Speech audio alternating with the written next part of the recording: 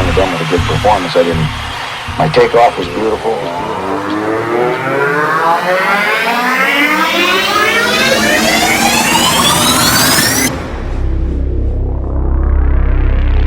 My landing, little trouble.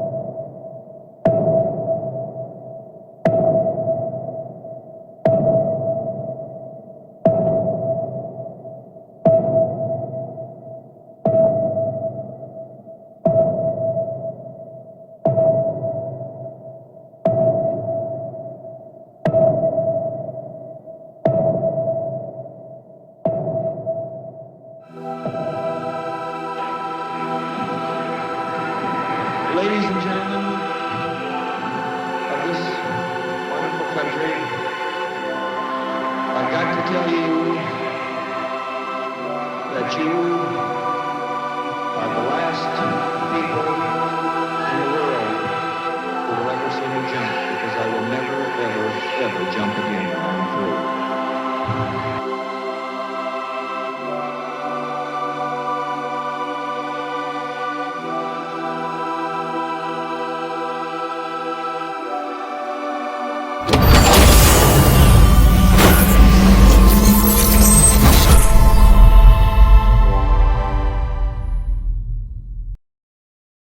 Evel's crash at Wembley was not the end of his career. And for a small boy in England, it was the beginning of a fascination with the daredevil. In my 20s, I had a bucket list, and one of those was to meet my idol. I did just that. I turned the meeting into a low-budget film called Butte.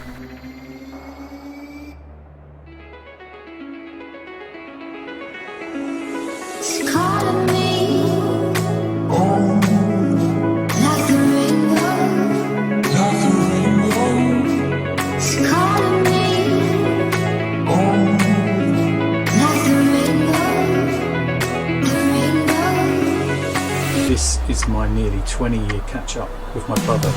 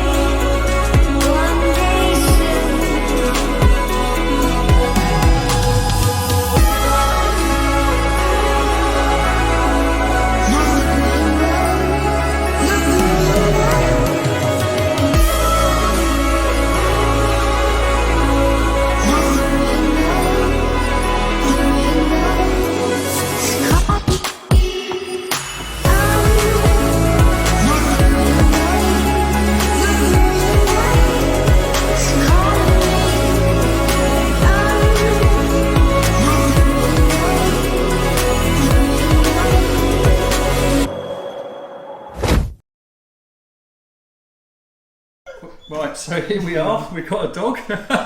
It's good, makes it well. So this is the thing we're talking about. This is the film, Butte Bound. There you go. On DVD. Do you remember DVDs, Laurence? Just about. It's streaming these days, isn't it? Hello. There's the ticket.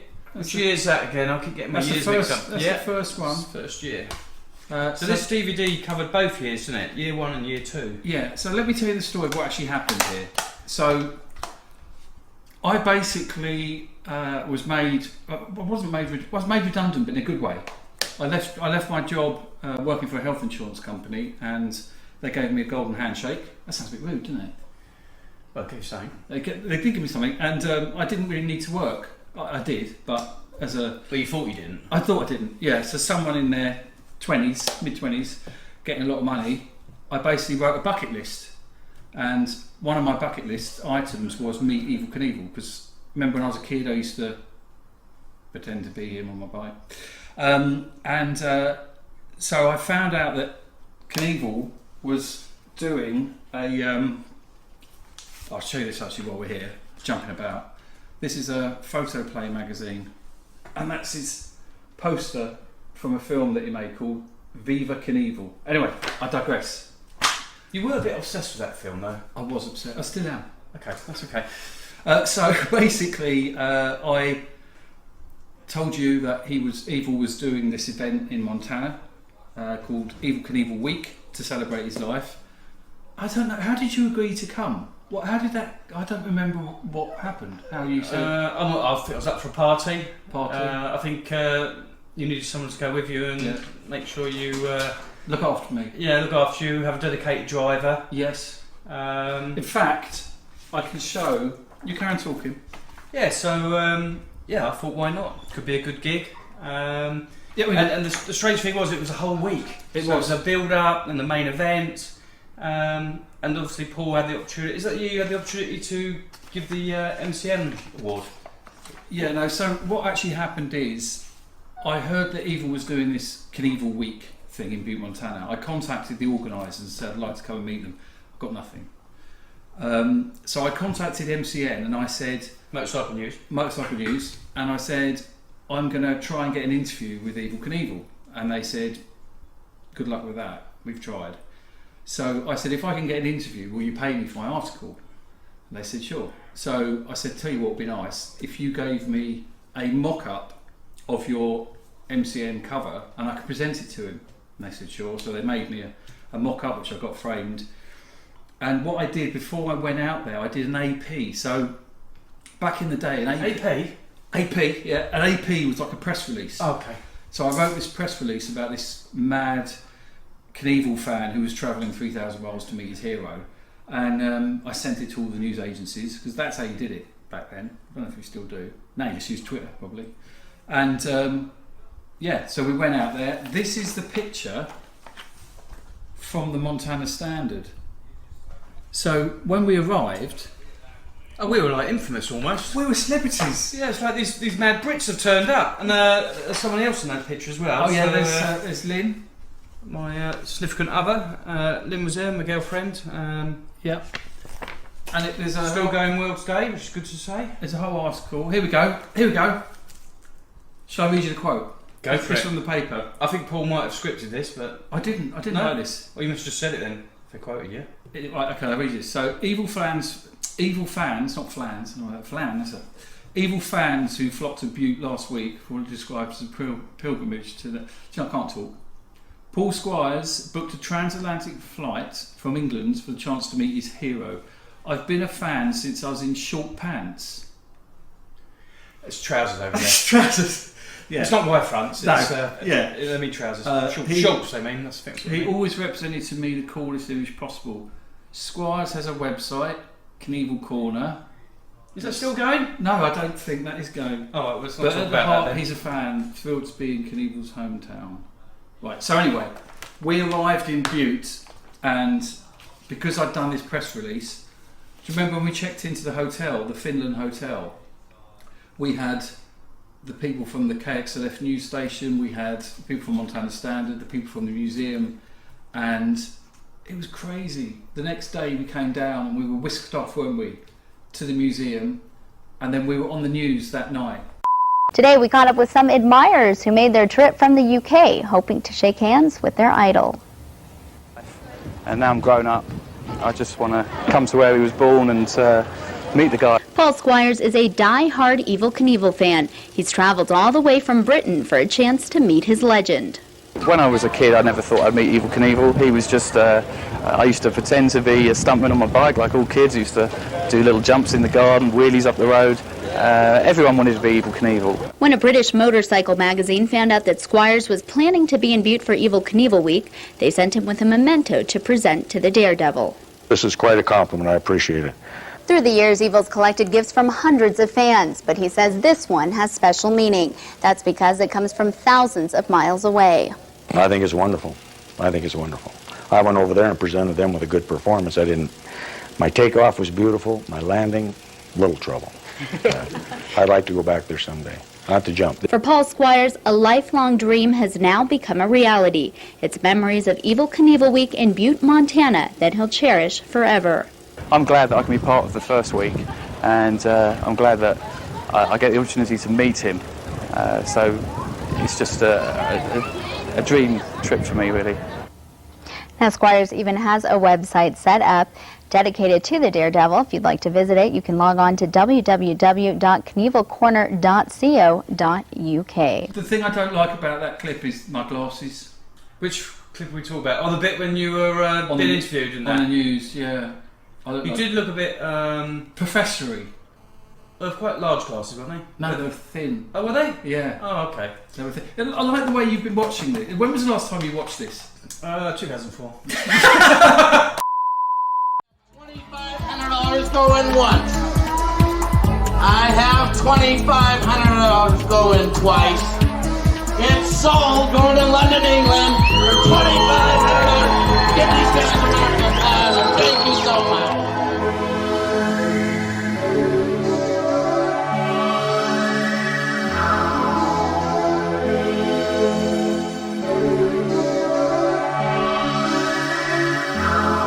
So my brother won the auction.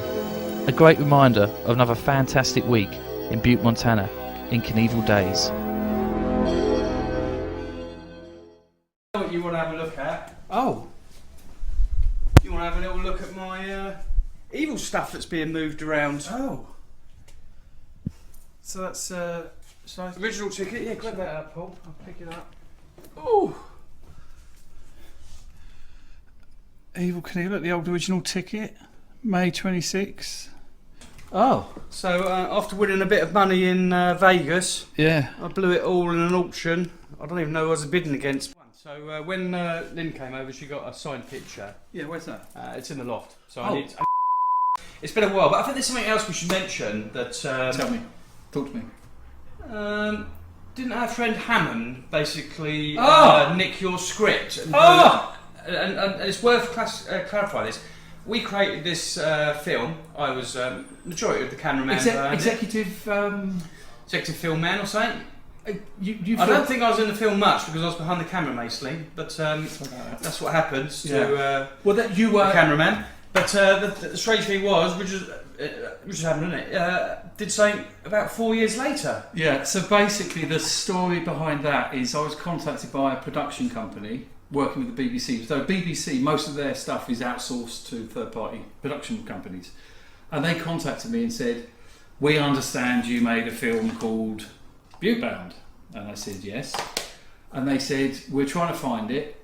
They only had to go to a shop and buy the thing. And I said, I can send you a copy. So I did, I sent it to them. Saved them buying it, tight. Saved them buying it, yeah. And my film essentially is my trip to meet my childhood hero.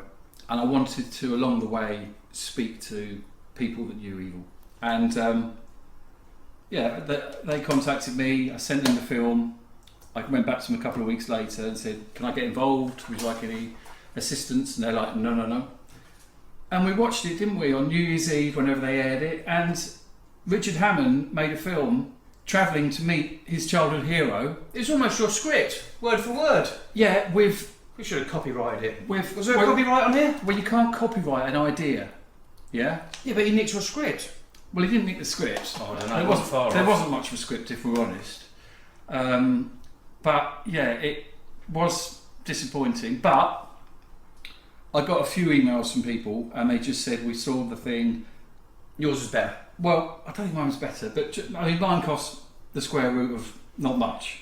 Square root of a lot of hours with Mickey Mouse Equipment and software in those days. Yeah. I mean, it took almost as long to render. We used to have render on a computer. it almost took as long to create the DVD as it did to shoot it all. And that's spread over about 3 years or something. It took a while to get it out, and it was just a bit unfortunate. Yeah. But anyway, yeah, that's a bad. So yeah, the Richard Hammond thing. I'm sure there's no malice on his part. A little bit miffed about the production company, but do you know what? As I always say, you don't think about or you don't remember the second man on the moon. Who was the first? And also, I think my film has Evel not at his peak, because his peak was back in the jumping days, but had him when he was more healthy. He was healthy. And he was promoting an event that was in his name, as opposed to. And he was excited. He was going to be jumping again. Well, I think that was all a bit of so do I, completely promo. But always good to hear that he wants to really entertain again. Yeah. But anyway, that's all right. So let's another thing. A couple of little bits of memorabilia. So here's a promotional picture from the canyon. Now that we actually went there, didn't we? We did go there, yeah. We got some pictures of that, so we can maybe share them on this video. Okay. So if you get some pictures, so any pictures that Laurence has, I'm going to put in the thing. Plus, you don't have to look at me or my brother talking all the time. I put some images in it and make it a bit more interesting. And then when we went to Twin Falls, Idaho, we went to the visitor centre. Do you remember? Yeah. And they had a box of these. Okay. Original program. So this is the original jump program. Okay. And it's quite an interesting story as well around that, isn't it? It was all a bit of a cluster mess. Yeah.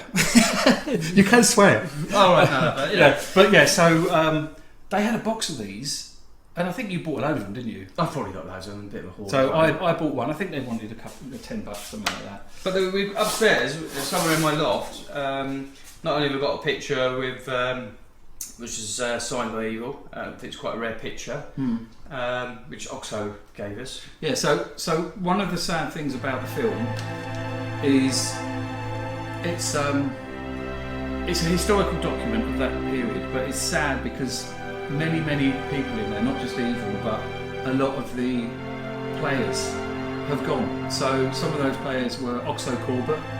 So Oxo was the guy that designed all of this stuff, promotion and logos. No, we did it for the event as well. We did all these sort of promo stuff. Yeah. So he's not there, and Muzzy Ferroni, who ran the bar with Rock Chop. KMA.